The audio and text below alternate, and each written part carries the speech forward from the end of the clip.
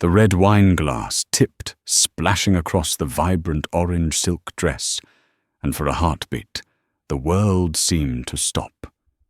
In that moment, among the polished tuxedos and floating violin notes, the most powerful woman in the room was publicly humiliated by the sister of her billion-dollar business partner.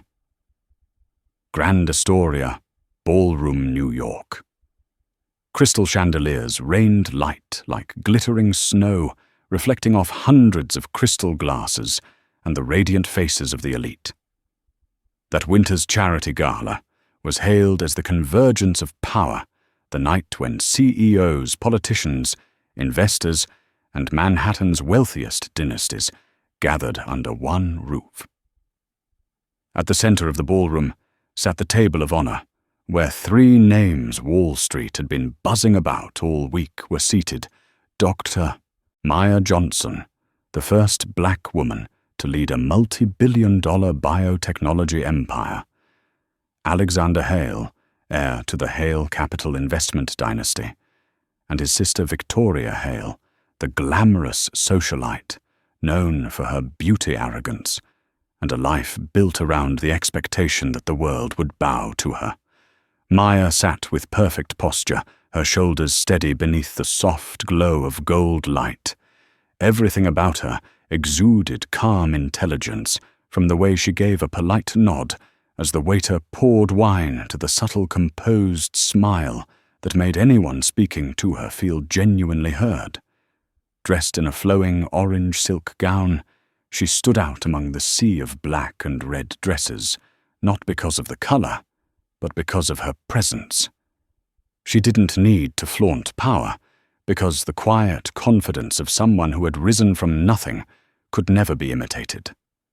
But to Victoria Hale, Maya's very presence was a flaw on the otherwise perfect mirror of her evening.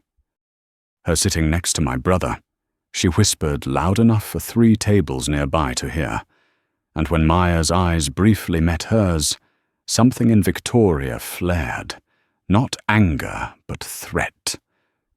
"Don't get too comfortable at this table," Victoria said, her voice sweet as honey, yet sharp as steel. "People like you don't belong here." The words sliced through the jazz like a knife. The air froze. A few heads turned. Maya blinked once, tilting her head slightly, her expression so serene it disarmed the tension.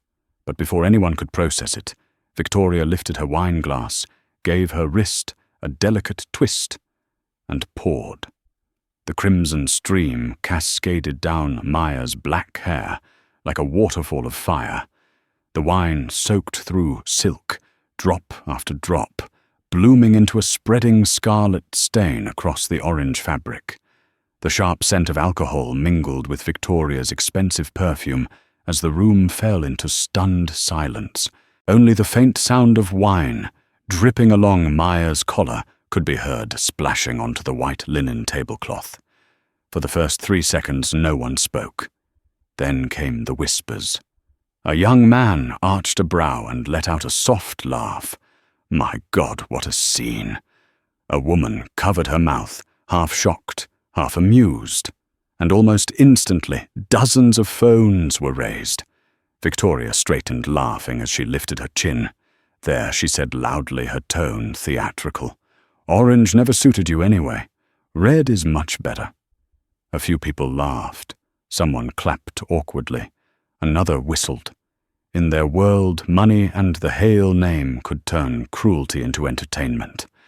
But Maya didn't move. She didn't touch her hair. She didn't lower her eyes. She simply sat still. Her hands rested on the table, her fingers steady. Her face was wet with wine, but her gaze remained clear and cutting. When she finally looked up, it wasn't humiliation that shone there, it was something deeper, steadier. That look quieted the room. One person stopped laughing, then another. The clicking of cameras suddenly felt obscene against the weight of that silence. Victoria forced a smile, but it trembled at the edges. "Come on," she said sharply. "Lighten up. It's a party." No one answered. Maya stayed where she was, and somehow her composure became the loudest condemnation of all. At the next table, veteran investor Robert Chen leaned toward his companion and whispered, "She's the one who signed the deal this morning. $2.4 billion. Victoria just poured wine all over her brother's future." Victoria heard the murmurs and tried to wave them off, laughing too loudly. It was just a joke, don't take it so seriously. But a flicker of fear flashed in her eyes, the rare kind that only people born into power feel when they realize it's slipping. Meanwhile, Maya remembered that morning, Alexander's cool handshake, the flashes of cameras, the scrolling numbers on the trading board. $2.4 billion, 4 signatures, 1 future partnership deemed unshakable. And now his sister had just dissolved it all with a glass of wine and a smile. She could still feel the liquid trailing down her neck, seeping into the fabric, hot and stinging humiliation burning against her skin. But she would not blink. No one deserved to see her bow. No one deserved her tears. "She's insane," a woman whispered. And the other one, why isn't she reacting? She wasn't reacting because Maya understood the most powerful storm is silence. She didn't need to shout. She didn't need revenge. Everyone in that ballroom would remember exactly how she sat back, straight eyes, steady fear nowhere to be found. In her gaze, Victoria's reflection shimmered, dazzling, arrogant, and already sinking. And in that instant, a thought surfaced, cold and precise. They think they poured wine on me. They don't realize they just poured it on their empire. A single violin note quivered through the air, fragile, desperate to fill the thick silence. But music couldn't drown the weight pressing on every chest. Someone lowered their head. Someone else lowered their phone. Only Maya remained unmoving, a statue of dignity, amid the glittering crowd, beneath the rain of light, under hundreds of searching eyes, asking who was right and who was ruined. And in those eyes, a decision was born, quiet, but certain, stronger than any command that had ever echoed in that grand hall. The party of power had just begun, but no one there yet knew that real power was about to change hands. The air inside the Grand Astoria seemed to thicken. The scent of red wine mingled with perfume, candle smoke, and something sharper discomfort. In that gilded room, laughter faded, replaced by sidelong glances and uneasy breaths. Someone cleared their throat softly. A waiter hesitated, holding a white towel, but Maya's gaze stopped him in his tracks. She didn't need to be wiped clean. Not now. Victoria Hale still stood there, her crystal glass empty, in hand, triumphant, as if she'd just won a battle. "Oh, don't be so dramatic," she said with a laugh, turning toward the crowd, her golden hair shimmering as she moved. "I just thought someone should help her relearn how to choose a dress color." A few weak laughs followed, then died almost instantly. They weren't confident laughs anymore. They trembled, forced, the kind that belonged to people too afraid to stand on the wrong side. Maya remained still yet, with each passing second, that stillness became unbearable for everyone else. She said nothing, but every drop of wine that fell from her hair onto the tablecloth echoed like metal striking marble. Drip, drip, drip. Each drop was an accusation, each drop a message. In the corner of the room, Robert Chen narrowed his eyes and leaned toward his associate Elaine Parker. "She really is the one on the Hale Biotech contract, isn't she?" Elaine nodded, worry flickering in her eyes. "Signed this morning. $2.4 billion. Robert exhaled slowly. Then tonight, Victoria Hale just poured wine, all over her family's fortune. Across the room, a group of young heirs to new fortunes tried to keep the mood light. "Come on, it's just wine," one of them said excitedly. "She should be grateful. That glass probably costs more than her dress." Laughter followed, hollow and uneasy. Hearing it, Victoria raised her glass like a conductor leading an orchestra. "Exactly," she said, loudly asserting her dominance. "Cheers, gentlemen. Let's drink to those who try to climb onto tables they don't belong at." Scattered applause broke out. But at the main table, Alexander Hale, the brother she assumed would take her side, bowed his head slightly. He rubbed his temple, his fingers trembling. He knew one impulsive act from his sister could collapse the entire deal. Yet he also knew that stopping her now would be an open admission of guilt before everyone watching. Meanwhile, Maya didn't look at Victoria. She looked down at the white tablecloth beneath her hand where the spilled wine had spread into strange, blooming patterns. Dark crimson, cold and heavy, yet under the lights it shimmered like gemstones. And in that moment, a thought crossed her mind. This wine wasn't a stain. It was a mark. She placed her hand gently on the table and lifted her head. Her eyes swept across the room, slow, unhurried, deliberate. Everyone her gaze touched felt exposed. A woman in pearls lowered her glass. A young man quickly hid his phone, afraid of being caught recording. Victoria tried to keep her smile. "What's wrong? No reaction? No anger?" Her voice grew louder, almost desperate for attention. "Come on, say something. Or do you need my brother to translate for people like you what class really means?" A ripple of whispers stirred. "That's too much," someone murmured. "She's gone too far." Maya remained silent, but in her eyes fire was rising, not the fire of rage, but the fire of resolve. She turned the ring on her finger, slightly a habit, whenever she needed to think clearly. The mind of a CEO began to calculate every word, every face, every consequence. In her head, numbers appeared sharp and clear. $2.4 billion. The contract, the stocks, the headlines, the reputation. She could feel the weight of each digit and the power to make them vanish with a single decision. She remembered her father's words. True power isn't in shouting above the crowd, but in making the whole room fall silent with your calm.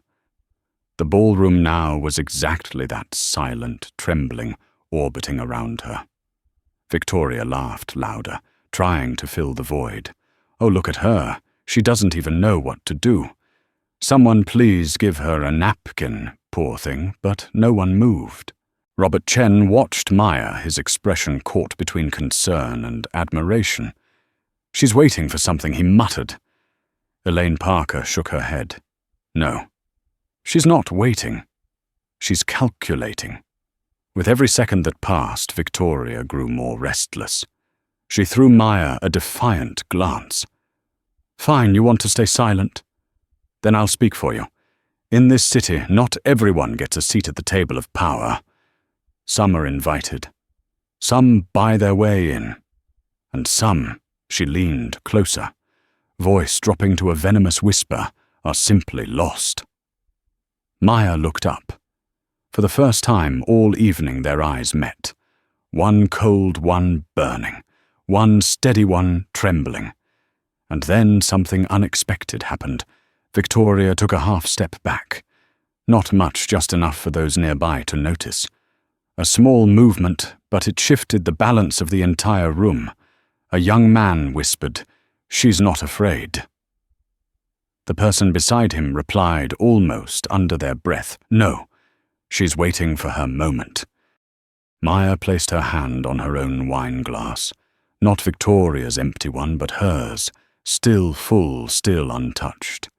She gently rotated it, the deep red liquid catching the light. Then she set it down slowly, deliberately, the soft clink echoing through the silence like a verdict. Victoria tried to break the tension. Oh, look at her. She's like a statue. But this time no one laughed. The only sound left was the pounding hearts of those who had mocked her moments ago, now avoiding the gaze of the woman they had dismissed. 1 minute, 2 minutes, 3. No one spoke another word. Then Maya closed her eyes briefly and drew a long, steady breath. When she opened them again, she was no longer the victim. She was the one in control. Victoria swallowed hard. What do you think you're doing?" Maya answered with silence. But within that silence lived the promise of a storm. And someone at the far end of the hall leaned to their companion and whispered, "This isn't over. I think she's about to do something." They were right. Because in that moment in the silence, everyone feared to break Maya Johnson had just made a decision that would shake all of New York. The room stayed silent, as if even the air itself was listening.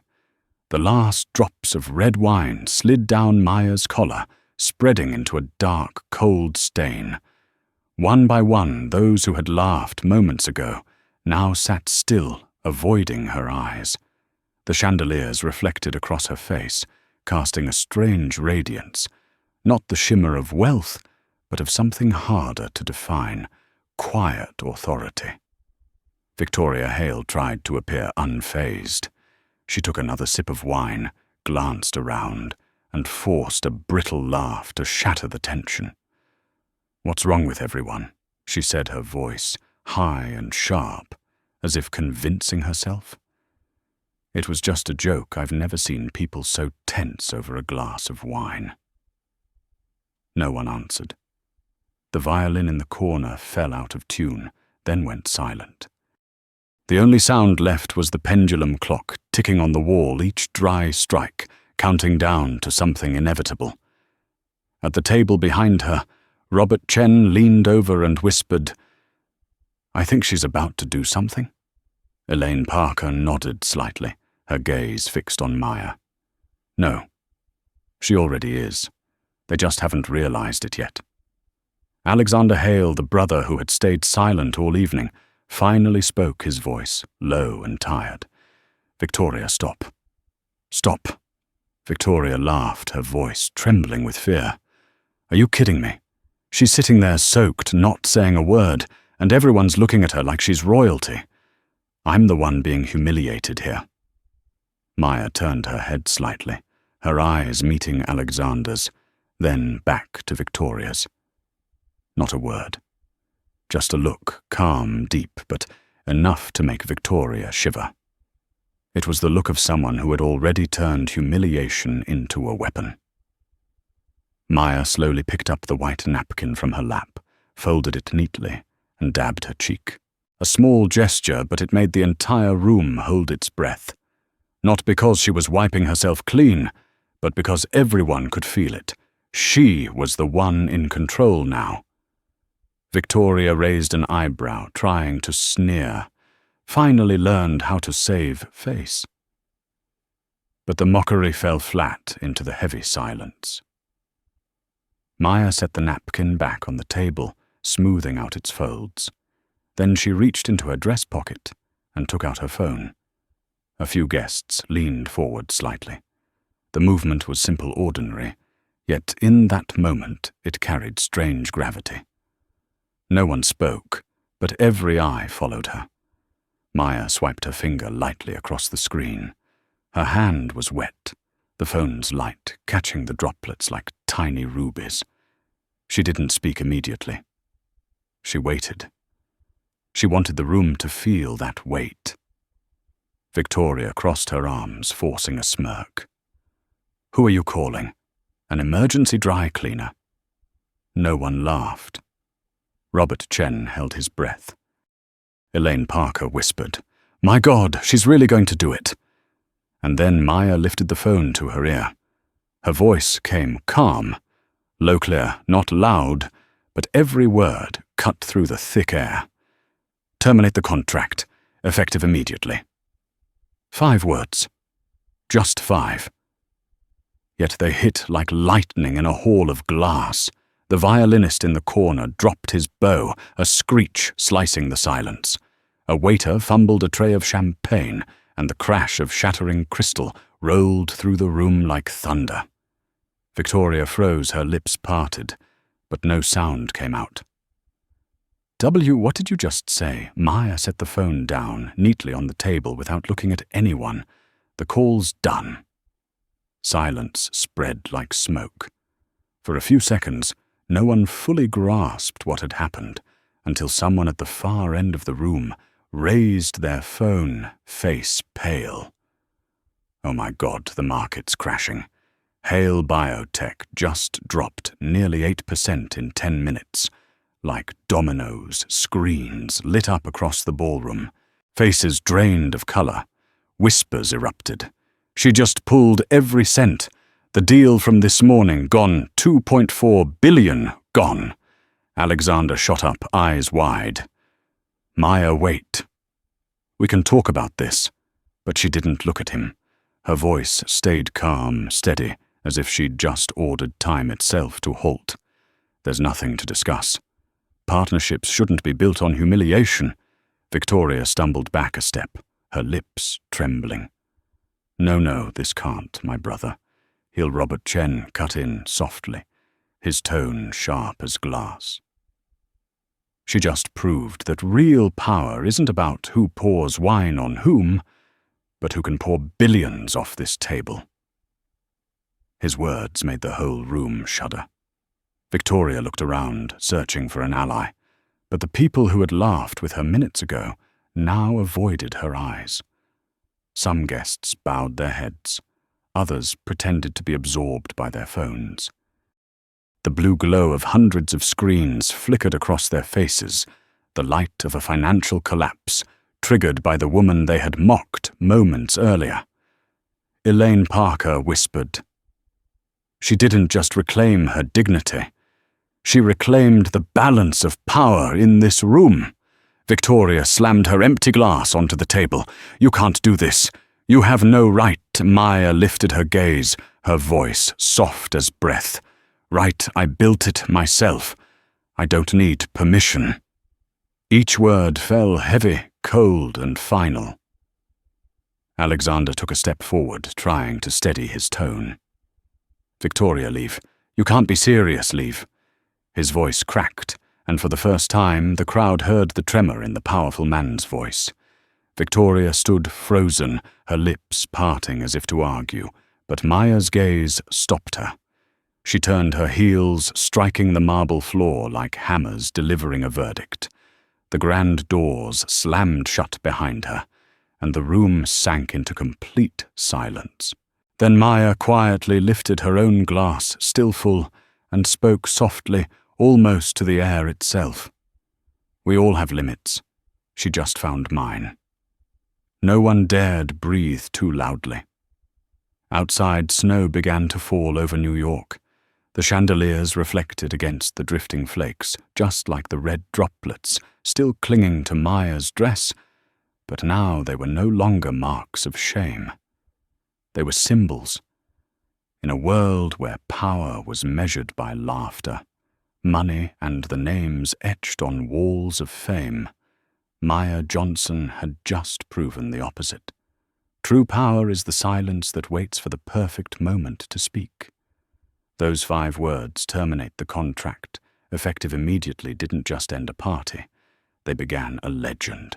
The sound of the doors closing behind Victoria Hale echoed through the grand hall like a bell of judgment. Everyone remained seated. No one dared to move a fork. The last note from the string quartet had long since faded, leaving behind a silence so tense that the only thing audible was the shallow, rapid breathing of those who had once mocked her and were now swallowing hard in fear. Dr. Maya Johnson still sat there in her orange gown stained with deep red wine. She didn't need to say another word. One phone call, just 5 short words, had turned a multi-million-dollar gala into a silent courtroom where the humiliated had become the judge. A young waiter, hands trembling quietly, bent down to collect the shards of shattered glass beneath the table. The light reflected from those fragments danced across Maya's face, no longer that of a victim, but the center of a new orbit. Across the table, Alexander Hale sat frozen like a statue. He knew exactly what was happening beyond those golden walls. Hale Capital's PR team must be in chaos, scrambling to contain the market panic, desperately trying to stop the freefall of their stock value, fighting to save a contract that had not even made it to the press release before being torn apart by a single command. A part of him wanted to speak to beg Maya to stop, but another part knew it was far too late. The look in her eyes when she said effective immediately wasn't just a business decision. It was a verdict on an entire culture of arrogance the Hale dynasty had come to embody. Victoria returned. No one expected her to come back so quickly. The doors swung open, and she burst in like a red storm, trembling lips, flushed cheeks, her golden hair disheveled. But unlike before, there was no applause to greet her, no smiles waiting. "You can't do this to us," Victoria shouted, her voice cracking. "Do you even know who Hale Capital is? Do you know who stands behind us?" Maya remained still. A long pause hung in the air before she finally turned her head, her expression calm as if studying a crack in the wall. "I don't need to know," she said softly. "I only care about what you just taught me, that not every handshake holds value." Victoria's eyes narrowed. Her lips quivered, torn between tears and fury. "You'll regret this." "No," Maya replied, her voice low and steady, but sharp as a scalpel. "You should know I never make a decision without calculating its consequences." The words made the room grow colder. A sudden chime broke the silence. A man at the corner table looked at his phone, his face turning pale. Then another. A woman in pearls gasped, covering her mouth. The glow of phone screens spread like wildfire as notifications flashed one after another. "Oh my God," someone muttered. "Hale Biotech just lost its investors. It's all over Bloomberg." Like dominoes falling, the entire room erupted in a storm of vibrating phones. Faces once radiant with laughter turned to stone. A young startup founder, one of Hale's newest investment partners, shot to his feet, shouting, "No, this can't be happening. My funding round, it's gone." Victoria stumbled toward him, desperate. "I'll call my brother. He'll fix this." But Alexander remained seated, his hands clasped tightly, eyes lowered. He spoke softly, like a confession.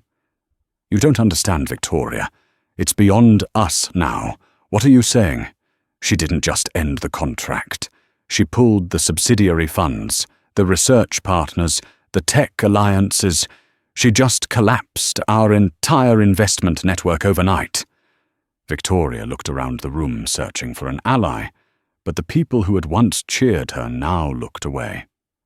No one wanted to be seen standing beside the woman who had just cost billions. A whisper rippled across the tables. "She doctor. Johnson, she really controls the money flow. My God." Another voice added. "That's real power." Victoria slammed her palm against the table, her voice breaking. "You're all hypnotized by her. She has no right. This is my party." Maya turned to her, her gaze calm, almost gentle. "You're wrong. This isn't your party. This is the world of consequences." The word snapped the last thread, holding Victoria's delusion together. She let out a broken, bitter laugh. "You think you've won? You're just another black woman, funded by a few board members who think you belong at the same table as the Hales." The room went dead still. The sentence fell like a slap across the face of history itself. Maya slowly rose to her feet. It was the first time she had moved since the wine had been poured on her. The sound of her chair sliding against the marble floor was soft, yet resonant, like the announcement of a new era. She looked directly at Victoria, her eyes bright and still as water. "Maybe you're right," Maya said, her tone calm but commanding. "I wasn't born into luxury. I climbed every rung myself. I had no family name to lean on. But that's why I understand. Power doesn't come from bloodlines. It comes from choices." She paused, her voice deepening. "And tonight you chose to humiliate dignity. I choose to end that legacy." Applause broke out, first hesitant, then rising, spreading across the hall. It wasn't the applause of celebration, but of recognition. Robert Chen was the first to stand, then Elaine Parker, and then one by one others followed. Victoria stood trembling, her lips stiff with shock and fury. "You can't," she stammered. "You can't just take everything from us." Maya walked slowly to the table and picked up her wine glass, the only one still full. She raised it, and the light caught the red liquid, making it glow like fire. "No one took anything from you," she said. "You destroyed it yourself." Then she took a sip. No dramatics, no speech. But that small act made the entire room tremble. Victoria turned and hurried out of the hall, her red gown trailing behind her, like a ribbon unraveling into nothing. This time, no one stopped her. No one dared. When the doors closed once more, Robert Chen spoke quietly, his voice low, as if delivering a eulogy. "We just witnessed the death of Red, the kind of power that boasts, that sneers, that thinks itself untouchable, defeated by the silence of a woman who knows her worth." Outside, snow blanketed the entrance of the Grand Astoria. Inside, Maya sat back down, her eyes gleaming beneath the chandeliers. No one saw the wine stains as shame anymore. They were medals now. That night, everyone left in silence. But the next morning, the entire city woke to one headline across every financial network. Black CEO ends $2.4 billion deal after public humiliation, turns wine into power. And from that day on, the name Maya Johnson was no longer just a symbol of success. It became a symbol of awakening. The next morning, New York woke in shock. News spread like a tidal wave, sweeping across every layer of the city, from the glass towers of Wall Street to the small cafes where students debated economics and startups. Everyone was talking about Dr. Maya Johnson, the woman who had shaken a financial empire with just 5 words. Terminate the contract, effective immediately. CNBC opened its morning segment with replay footage from the night before, a grainy clip, but clear enough red wine cascading over dark hair, Maya's unwavering gaze, and the suffocating silence that followed, as if the air had been sucked out of the room. Within 12 hours, the hashtag The Wine Incident had surged to the top of global Twitter trends. A columnist for the New York Chronicle described it as a scene that symbolized a turning point in history, where power no longer belongs only to those who inherit it. At the Hale Capital offices, chaos had erupted. Alexander Hale sat motionless in the boardroom, surrounded by screens glowing in shades of red. Hale Biotech stock had dropped 19% within the first 2 hours of trading. Calls poured in from investors, analysts, and news networks, all asking the same question. Did she really pull out? Alexander knew the answer. And worse, he understood why. He remembered the morning they signed the deal, Maya's handshake firm, but calm her eyes, steady, carrying something he hadn't recognized back then. An unshakable belief in her own boundaries. He had known she didn't need the Hale family's money. What he hadn't realized was that she was willing to walk away from billions to protect her dignity. "She doesn't play by the rules," Alexander murmured, almost with admiration.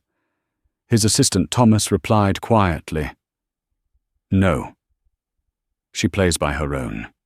Meanwhile, in a small cafe in Brooklyn, Maya sat by the window, sipping black espresso. Her hair was neatly tied back, her ash-grey suit pressed to perfection.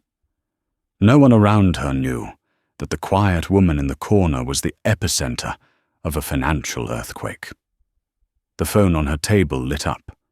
A new headline from Forbes appeared, "From humiliation to power, the woman who redefined dignity in business." She let out a faint laugh, not one of pride, but of understanding. She hadn't done it to prove she was stronger than anyone else. She had done it simply to ensure her dignity was never up for negotiation. The screen lit again, a message from Alexander. "I'm sorry. I couldn't control Victoria.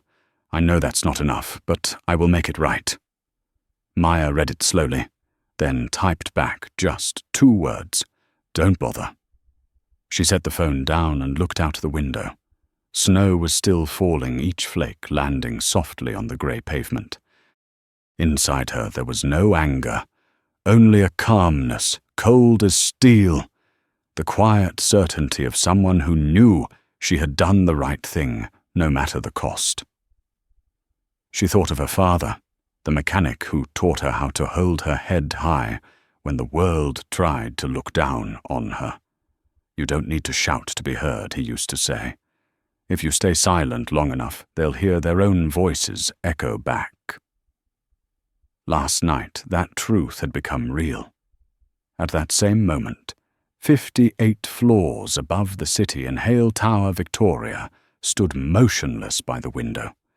The city stretched beneath her, bright, rich, and cold. Yet she had never felt smaller. Calls from the media, from shareholders, from those who once praised her, now turned into threats. Everyone demanded answers. And she who once believed power meant the freedom to humiliate without consequence now found herself the subject of public humiliation. Another video had gone viral that morning. The moment Victoria poured wine over Maya's head, captioned, "This is what happens when you forget who truly belongs." But beneath it, thousands of comments pushed back. "No, this is what happens when dignity fights back." Victoria threw her phone to the floor, breathing hard.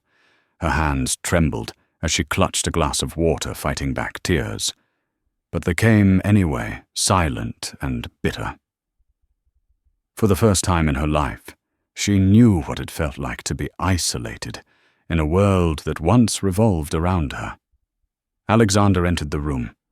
He stood for a moment, watching his sister, saying nothing. Then he placed a newspaper on the table. On the front page was Maya's photo, her composed expression, her resolute eyes, the headline printed in bold, "She didn't shout. She changed everything.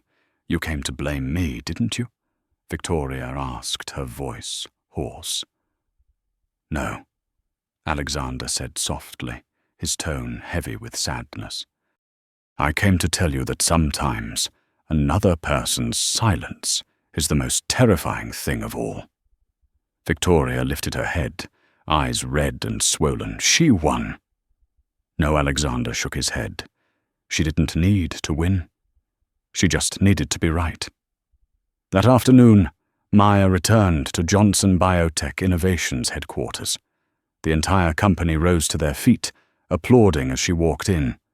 A young engineer handed her a printed copy of that morning's paper, smiling proudly. "We're proud of you, not just because you're our CEO, but because you reminded the world that respect is the foundation of success." Maya smiled gently, her eyes glistening with emotion. She said nothing, only placed a hand on his shoulder in gratitude. She walked down the corridor, lined with posters bearing the company motto, innovation with integrity. The words had once been a marketing slogan. Now they were a philosophy. In the conference room, the main screen displayed a rising graph, not of stock prices, but of new applications pouring in. Hundreds of emails had arrived from around the world. Founders, students, young women all saying the same thing: "Thank you for standing up." Maya sat down at her desk and closed her eyes for a moment. In her mind, she could still hear the sound of wine spilling from the night before. No longer the sound of humiliation, but the opening note of a new era. An era where power was no longer the loud voice of those above, but the calm of those who knew they never needed permission to be respected. She opened her eyes, gazing at the reflection of the silver-grey sky beyond the glass, and whispered to herself, "Power doesn't need to be seen. It only needs to be felt." And that snowy afternoon in the heart of New York, the image of a woman in a grey suit, her calm eyes holding the weight of a storm, became the new symbol for a generation of leaders, those who don't need to make a noise to make the world listen. 3 days after the incident, the city had yet to recover from the shock.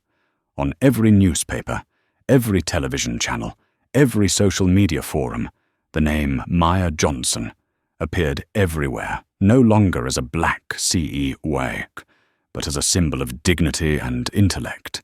In an age ruled by arrogant power, people talked, debated, and shared the clip from that fateful night now with millions of views. Someone wrote, "She didn't need to shout. She didn't need to demand justice. She became justice." Yet while the world watched her like a star, Maya chose to retreat in silence. She accepted no interviews, made no public statements, and appeared on no television shows. She spent the following days in a small northern suburb of New Jersey, at her parents' old wooden house, hidden behind maple trees turning gold with autumn. On Wednesday morning, she brewed coffee, opened her laptop and glanced through the flood of news headlines. Hale Capital stock down 31%. National Investment Commission opens inquiry into Winegate scandal. Victoria Hale suspended as Chief Communications Officer. None of it brought her joy. Instead, she felt an overwhelming stillness. The downfall of others, no matter how deserved, never gave her satisfaction, because she understood that true victory isn't about watching the guilty fall, but about seeing what the world learns from their fall. The ringing of her phone broke her thoughts. It was Grace Lee, her longtime advisor and close friend. "Maya, where are you? CNN has been calling me all morning. They want you on their global talk show." "No," Maya replied, her voice calm and low. "I don't need a stage. The message is already loud enough. It's time for it to live on its own." Grace sighed. "You're still the same, always choosing silence, even when your silence makes the whole world speak for you?" Maya smiled. Sometimes that's how a voice lasts longer. At that same time, inside Hale Capital's headquarters, Alexander Hale entered a boardroom full of pale faces. The sound of clinking glasses that once filled the room was gone. On the walls, charts of plunging lines glowed red. At the corner of the table, Victoria sat motionless, her once perfect blonde hair, now tangled her eyes, vacant. "We've lost 2% of our market share in just 48 hours, the CFO reported. Our partners are demanding an ethics review." Alexander clenched his fists. "I'll take responsibility." One board member raised an eyebrow. "And what about Victoria?" Alexander looked at his sister for a long moment. She avoided his eyes. She already knew what was coming. "Victoria will step down," he said firmly. "Effective today." No one objected. Only the scratching sound of a pen signing the minutes broke the silence, swift, cold final. Victoria stood letting out a bitter laugh. How ironic. 1 minute I'm the face of the Hale legacy, the next I'm its stain. Alexander answered quietly. No one made you a stain. Victoria, you did that yourself when you forgot that respect isn't something you can buy. His words cast a heavy silence over the room. As Victoria left, she glanced back at the wall, where a large family portrait hung her parents, her brother herself, and the inscription beneath it, Legacy through Honor. The words now felt like mockery. The elevator doors closed, reflecting the image of a woman in a red dress with empty eyes. Later that afternoon, Maya received an invitation to the Global Women's Leadership Summit in Washington, D.C. The sender was someone she deeply admired, Eleanor Weiss, chairwoman of the International Finance Union. The letter read, Not every woman gets the chance to prove that true strength comes from composure. You've done it for millions. I want you to share your story, not to talk about yourself, but to teach the world that power can have a human face. Maya finished reading and sat quietly for a long time. The late sunlight streamed through the window, glinting on a faint stain of wine, still marking the hem of her jacket, one she hadn't yet bothered to clean. It reminded her that every great thing begins with a small wound. 3 weeks later, Washington. The International Conference Hall was packed, the audience filled with leaders, scholars, students, and dozens of media outlets. When Maya's name was announced, the entire hall rose to their feet in applause.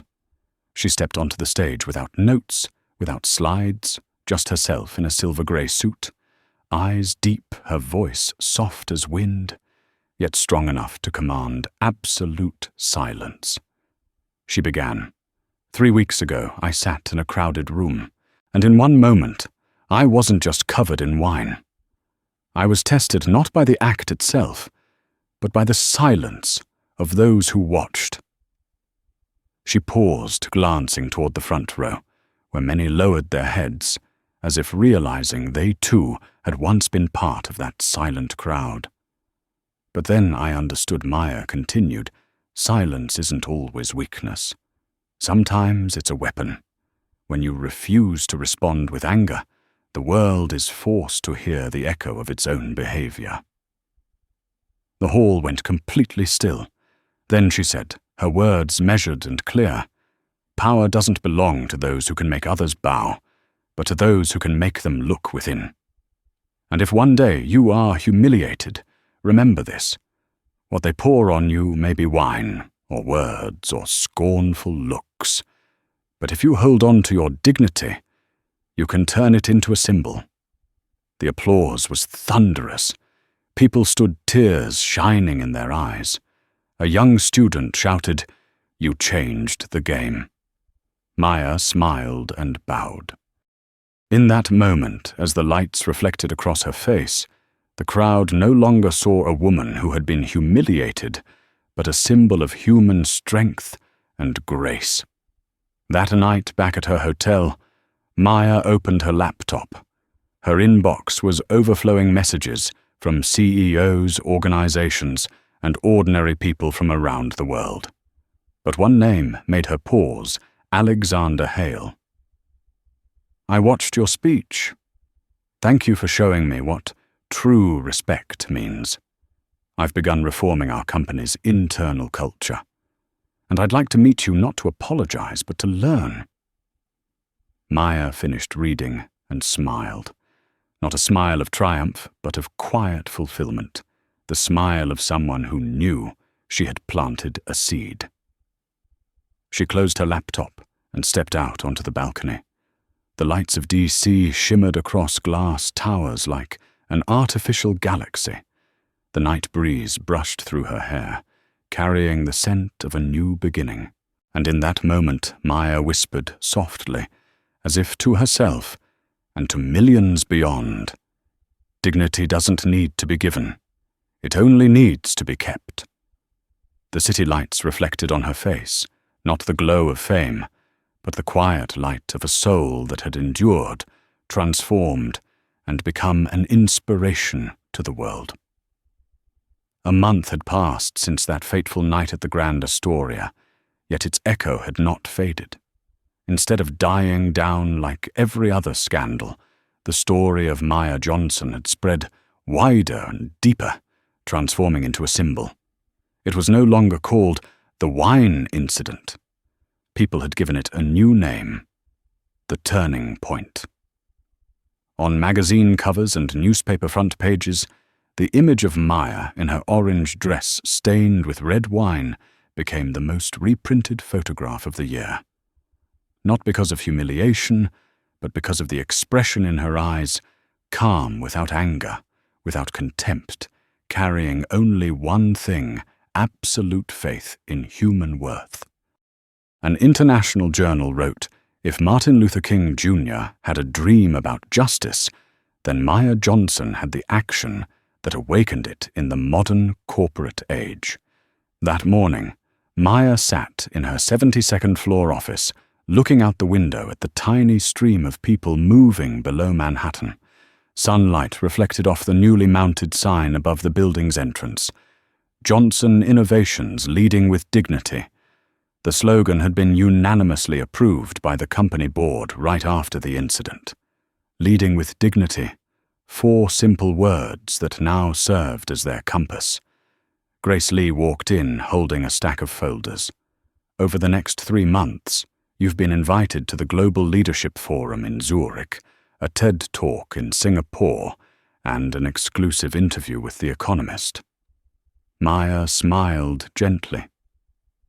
I thought I was taking a break, Grace replied.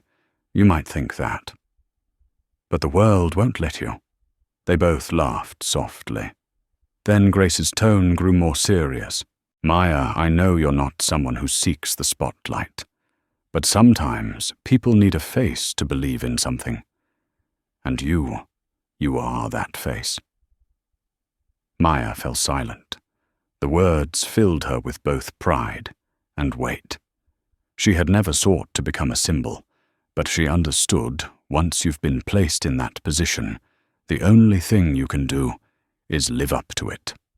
Elsewhere, just a few blocks away, the Hale Capitol building stood under a grey mist. The digital board at the entrance read, Board Restructuring in Progress. In the top floor office, Alexander Hale sat across from a woman, blonde hair, white blouse, no expensive makeup, no trace of arrogance. It was Victoria. I'm sorry, she said, her voice soft as a passing breeze. Not for the deal, but because I forgot who I was. Alexander leaned back in his chair, his eyes weary. I don't need an apology, Victoria. I need you to understand. Power isn't something to prove. It's something to protect. You used it the wrong way. Victoria looked down at her hands. They still trembled as she remembered that night the sound of wine spilling Maya's steady gaze and the terrible silence that had swallowed the entire room.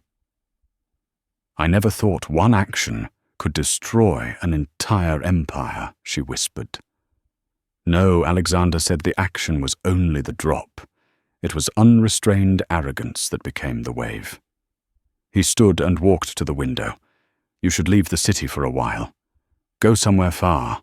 Find something money can't buy. Victoria nodded, her voice barely audible. Do you think Maya will forgive me? Alexander answered softly, almost like a prayer. She doesn't need to forgive you. She's already moved beyond that. At that very moment, Maya was leaving a meeting at her newly founded subsidiary, the Dignity Initiative, a fund dedicated to supporting education for women and minorities pursuing entrepreneurship. During the launch, she had said, we can't always change how others treat us, but we can change how we turn our response into action. Retaliation creates cycles. Change creates legacy. As she exited the room, she ran into a young intern, her face flushed with nervousness and sweat. The girl held a newspaper tightly, her voice trembling. "Ms. Johnson, I just wanted to say thank you.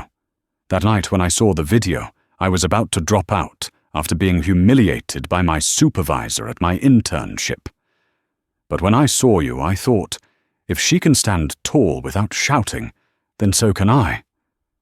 Maya smiled and placed a comforting hand on the girl's shoulder. Her voice was warm. "Don't let anyone define your limits. Let dignity do that." After the girl walked away, Maya stood still for a moment. It was a small story, yet it stirred something in her heart.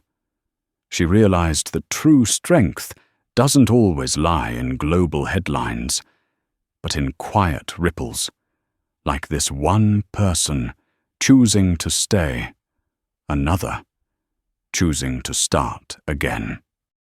That evening, Maya returned to her apartment, high above the city, its lights glittering beneath her feet.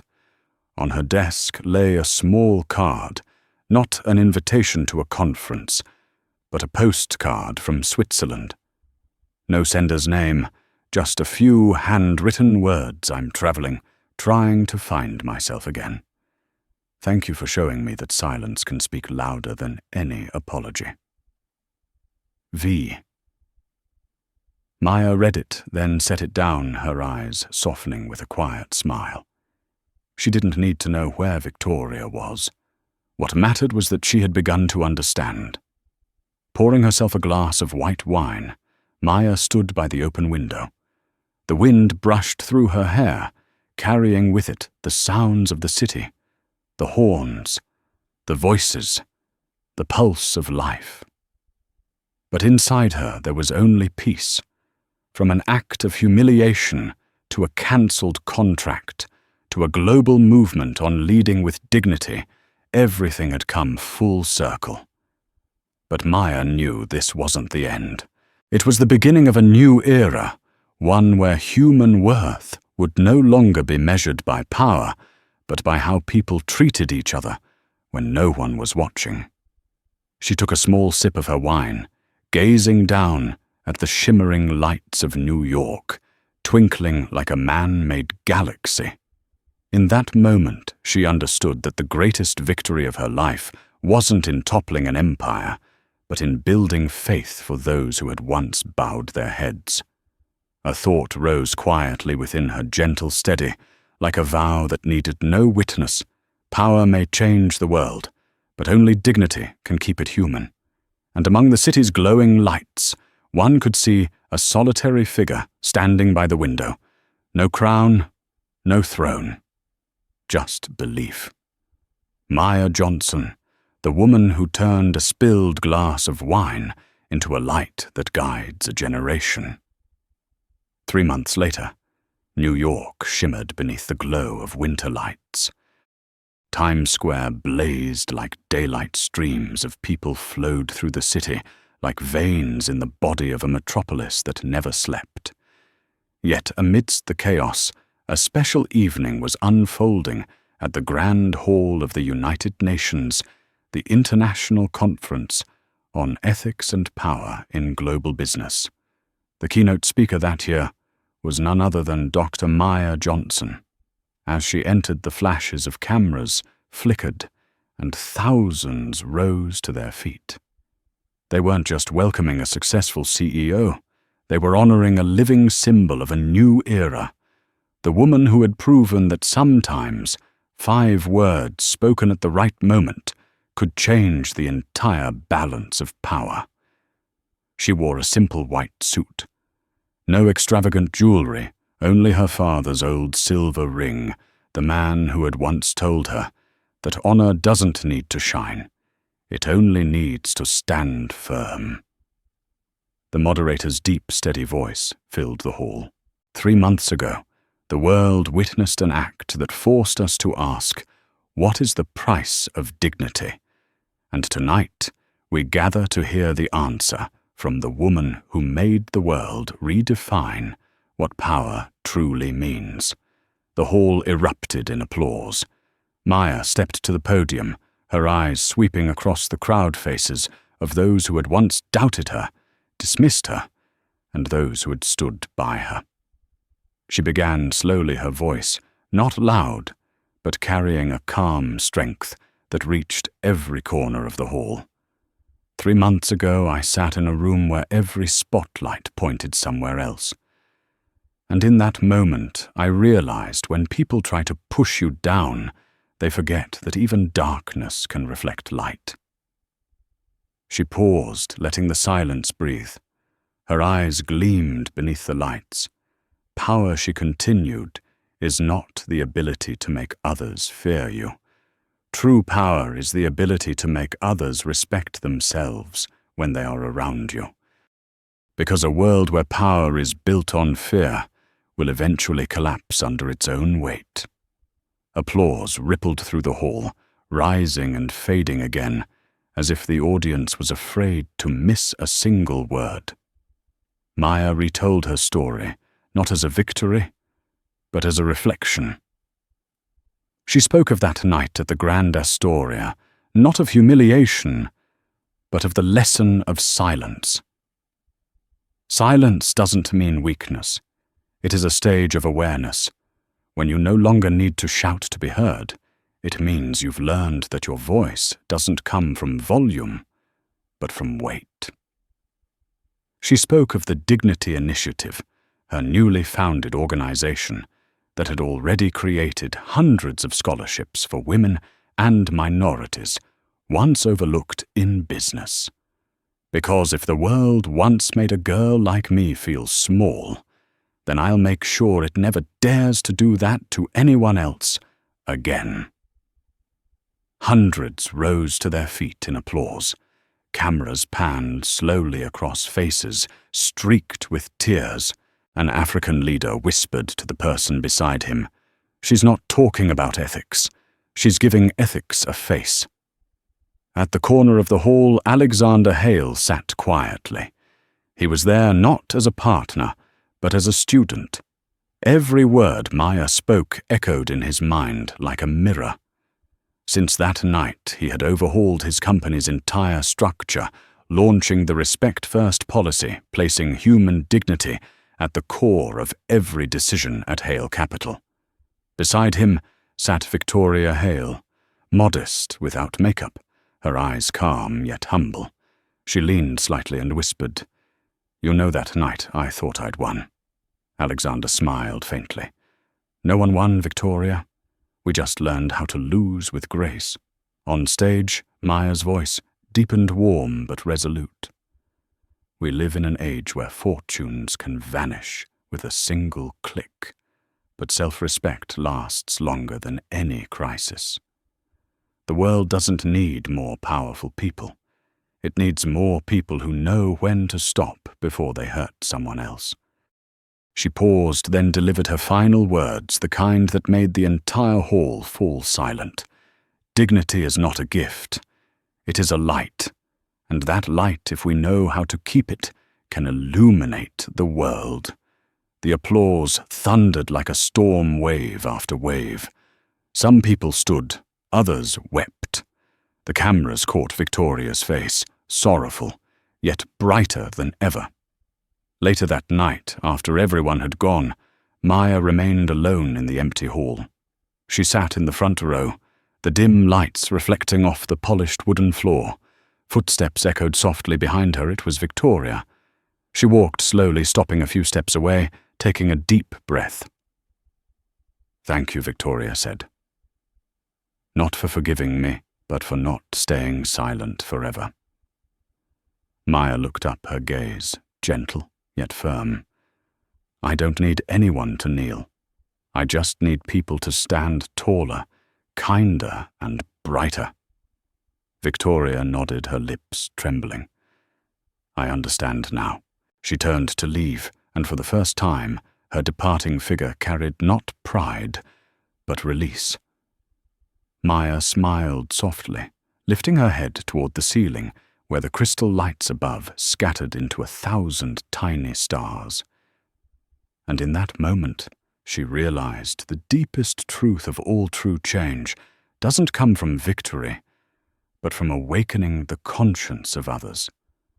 And so the story that began with a spilled glass of red wine ended in the pure light of awakening, where dignity was no longer a slogan, but a living legacy. Outside the city roared as always, but within Maya there was only peace. Because at last she understood, when you can hold on to your dignity in a world full of noise, you have already become its light.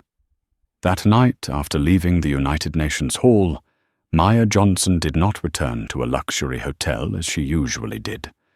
She walked along Fifth Avenue in the cold wind, a cup of hot coffee in her hand, her eyes lifted toward the towers glowing against the night. Every lit window seemed to hold a story. Some shone with the light of success, others with the quiet darkness of loneliness. And in that moment she realized everything people chase after in the end is just a search for a bit of light within themselves. Her phone rang. It was Grace. "Maya, your speech is going viral everywhere. They're calling you the woman who taught the world to pause." Maya laughed softly. Maybe the world does need to pause to remember that power without compassion is only a shadow. "You sound like a philosopher again," Grace chuckled. "But you're right. The world needs that." Maya stopped in front of the glass window of a small shop. Reflected in it was the image of a woman, not a CEO, not a symbol, but a human being who had survived the storms of pride and learned how to stand again. She thought of her father and the words he had once told her. You cannot bring light to the world if your own heart has never walked through darkness. She smiled. Yes, the storm hadn't taken the light away. It had taught her how to ignite it herself. The next morning, news outlets reported that the Dignity Initiative had received a major grant from the Global Alliance for Business Equality. Maya spent most of her time expanding the program to countries across Africa and Asia, where women and the underprivileged longed for the chance to be seen. During one press conference, a journalist asked her, "After everything that's happened, do you still believe in the goodness of the world?" Maya smiled. "I don't believe in the world. I believe in people one person at a time. When you choose to treat someone with kindness, you've already changed the small part of the world that belongs to you." That evening, Maya wrote a short note in her journal, something she rarely shared. "I used to think power was the ability to change outcomes. Now I understand that true power is the ability to change hearts. And if even one person from that crowd learned that respect doesn't need to be proven through status, then every loss I've endured was worth it." She closed the journal and turned off the light. The glow from the window spilled across her face, peaceful and calm, the face of a woman who had once made the whole world fall silent. In the heart of the city that never sleeps, Maya Johnson sat there, not as a legend, but as a keeper of light, a woman who had learned how to make the darkness bow before dignity. 1 year later, the Grand Astoria, the very place that once witnessed humiliation, had become the venue for the Global Business Ethics Awards, and the first name to be called and honored was none other than Dr. Maya Johnson. As she stepped onto the stage, Maya no longer saw arrogance in the crowd. All she saw were eyes filled with respect, genuine smiles, and in the middle row stood Victoria Hale, now the founder of an organization called Rebuild with Respect, applauding through tears. Maya paused under the lights and spoke softly. "Thank you for proving that even in a world driven by profit and power, integrity can still grow. I did not bring anything extraordinary. I simply chose not to lose myself." Applause filled the room, warm and unending. She bowed her head slightly. her eyes sweeping across the same hall that had once been the scene of her humiliation. Now it no longer smelled of wine, nor echoed with cruel laughter. There was only silence, a different kind of silence, not born of fear, but of respect. Maya lifted the crystal trophy, the light refracting across the walls like fragments of memory being cleansed. She smiled and said, "Dignity is not something you reclaim. It is something you uphold, no matter how many times the world tries to take it away." That night, the Grand Astoria shone brighter than ever. And as the soft music played, everyone in the room understood the silence of one person can become the legacy of an entire era. From the perspective of a leadership ethics expert, Maya Johnson's journey is not just a story about a glass of wine and $1 billion contract, but a testament to the quiet power of human dignity. She proved that sometimes silence is not weakness. It is the voice that makes the whole world pause and reflect. Because true power does not lie in suppressing others, but in the ability to remain steadfast within oneself amid the storm. If you believe that respect is the foundation of every success, please like this video to spread that message. Subscribe to the channel so you won't miss the stories where humanity is tested by power, and comment below the phrase that reflects your belief in human worth. Hold your dignity.